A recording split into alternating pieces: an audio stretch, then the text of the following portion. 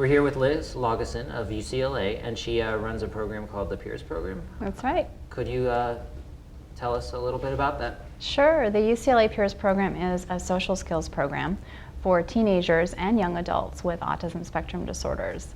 And what makes the program sort of unique from other social skills programs is that it's evidence-based, meaning that we have lots of research to show that it's effective in improving social skills, and it also includes parents in the intervention. And what are the data points that you use to see how effective it is?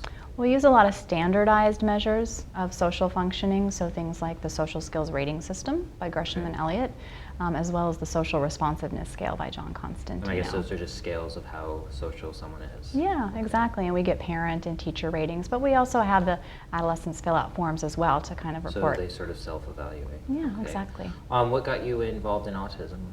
Well, I've always been really fascinated by social skills, and so that's sort of where my research began. And obviously we know that one of the hallmark features of autism is deficits in social communication and social functioning, and so it just was sort of the perfect fit, and I started to work with these adolescents and just sort of fell in love with the whole process. Tell me what you found interesting at IMFAR this year. Okay, well, one of the things I love about IMFAR is that it sort of brings people from all different disciplines together, and we all kind of share the same common theme of interest in research in autism. But you've got geneticists and people who are in imaging and psychologists and psychiatrists. Everyone kind of comes together, and I think it's a really wonderful opportunity to collaborate and to develop ideas and to kind of bridge partnerships and things like that. So I think that's what's exciting about IMFAR. What research do you want to do in the future? Mm-hmm.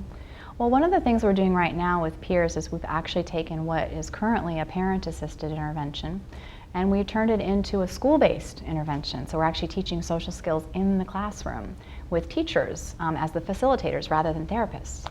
And that's been very exciting to actually be able to take this program into a different setting and actually see that it can still be very effective even with teachers running the intervention. So that's what we're doing now. But in the future, I think what I'd really like to do is actually involve peers, like neurotypical peers, in the intervention as well. We've involved parents, we're now involving teachers. I think the next step is to actually involve neurotypical peers.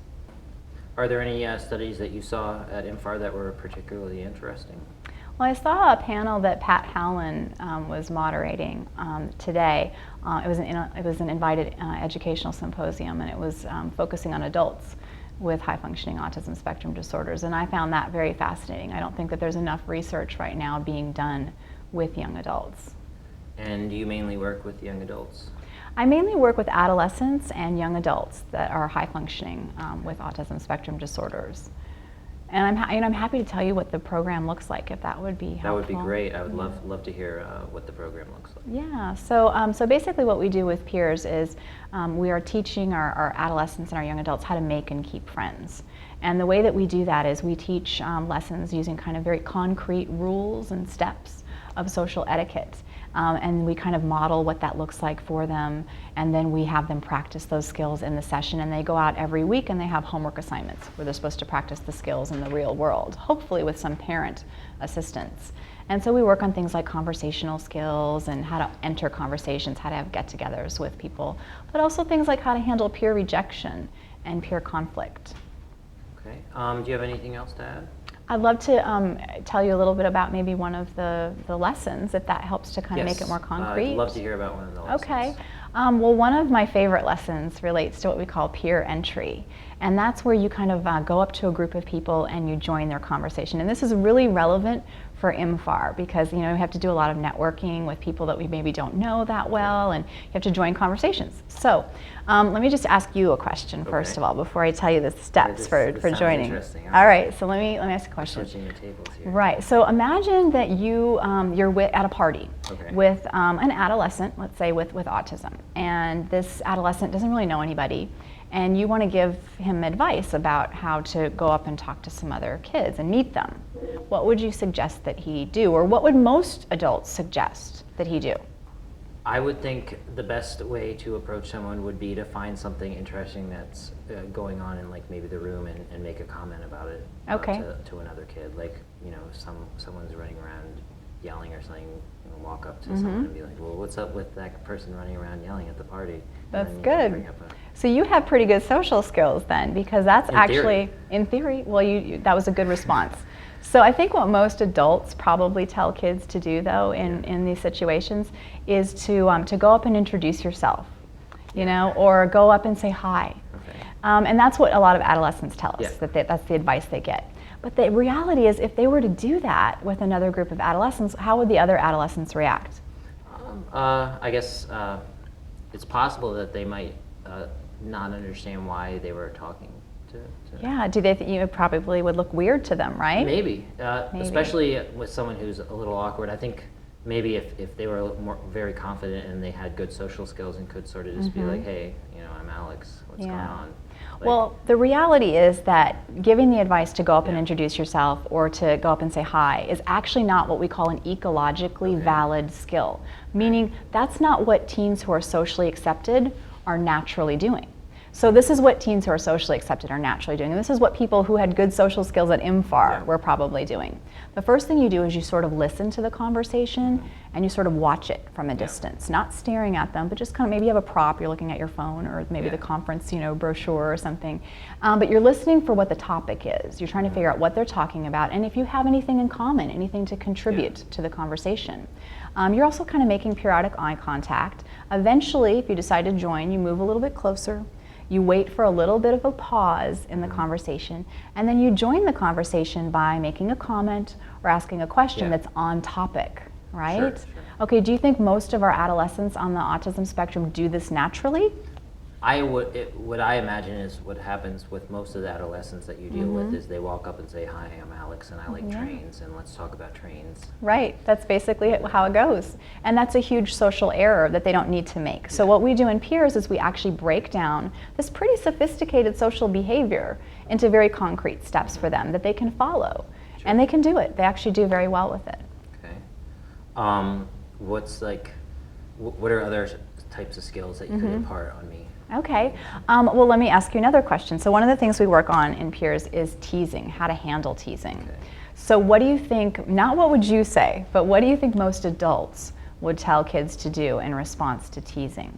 I always hear they're like, oh, just ignore it, which I think is kind of funny because if you ignore it, you're clearly making a reaction, which is not really ignoring the teasing. In a Very way, good. You know what I mean? So you're showing weakness by ignoring By it. ignoring it, you're absolutely right. But unfortunately, that's what most adults will tell kids to do, is to ignore it. They'll also tell them to walk away, or they'll say go tell a teacher or tell an adult. Yeah, which is never a good idea. Exactly, and why is that not a good idea? Because then you'll be a rat. Exactly, and then they're going to want to retaliate against you, right? And then you're in more trouble. Yeah. Okay, so those are not good strategies. But when you ask teens what do adults tell them to do, that's what they tell them to do. It's not an ecologically valid skill, again. So what is the thing to do? Okay, How so do you this handle is that? this is what teens who are socially accepted are naturally doing. All teens, no matter how popular they all get teased. It's just part of being a teenager. It's how you react to it that really determines how often you're teased and how severe it is. So teens who are socially accepted, they actually act like what the person said didn't really bother them. And in fact, that what the person said was kind of lame. Yeah. And they'll give a little short comeback that shows that. So they'll say, whatever, or yeah, or am I supposed to care? Or is that supposed to be funny? Or anyway. And they'll give a little comeback that shows that what the person said didn't bother them. That's an ecologically valid skill, and we can teach our teens with autism how to do that very, very easily by giving them these kind of concrete, sort of short comebacks. Give me another example, because this is really interesting. Okay, good. All right. Well, another thing that we work on in Peers relates to how to handle, we call it bullying. Now, there's really not a distinction typically between teasing and bullying. People kind of think they're synonymous. But in Peers, we actually separate the two things, and we think of teasing as verbal attacks, and we think of bullying as physical attacks. Okay. And the reason is because the strategies for handling verbal attacks and physical attacks are completely different.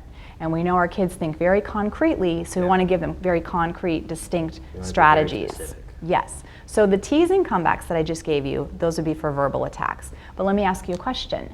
If you were to use a teasing comeback like whatever to somebody who has a tendency to get physical, how do you think they're going to react? They're going to start kicking you. Right. They're going to get physical with you, right? So that's not a strategy that we want to use with someone we would call a bully, someone who gets physical.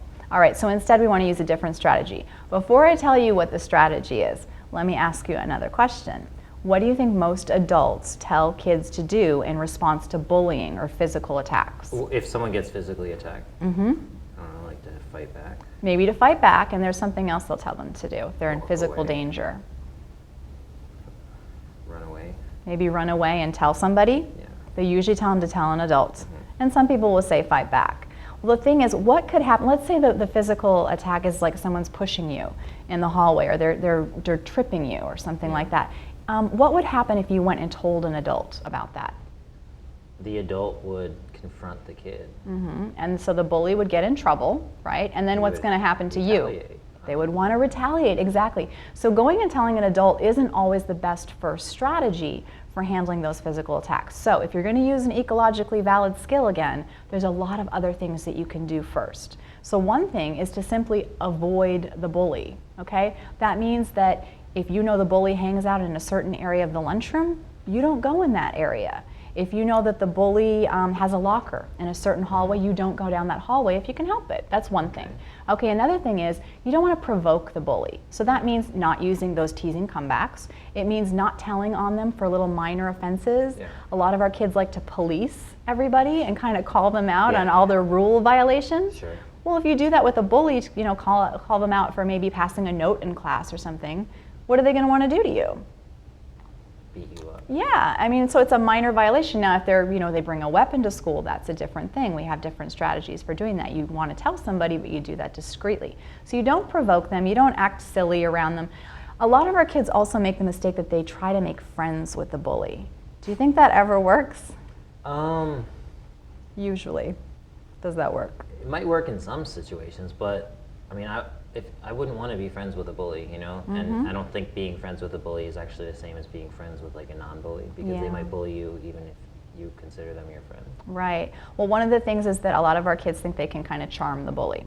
But what ends up happening a lot of times is that usually it just draws more attention to them and gets them bullied more. Or even worse, the bully kind of leads them on as if they are friends, but really they're maybe exploiting them or victimizing them in some way, or they're setting them up to be bullied a little bit more. So not making friends with the bully, not a good idea. And then also, who do you think bullies like to pick on? Kids who are by themselves or in a group?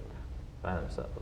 And why is that? Because there's no one to defend the kid. Exactly. You're an easy target if you're alone. So another strategy for handling bullying is simply hanging out with other kids. And then also, if the bully is around, you can't avoid them, try to hang out near an adult if possible. Those are all strategies that you can use. Now, of course, if you're in danger, then you should get help from an adult. You know, it's really great because it seems like the advice that you give these adolescents and young adults is really spot on. Just so I really appreciate what you're doing, and thank you so much for sitting down to talk with me. Had a great time. Thank you. So did I. Thanks so much, Alex.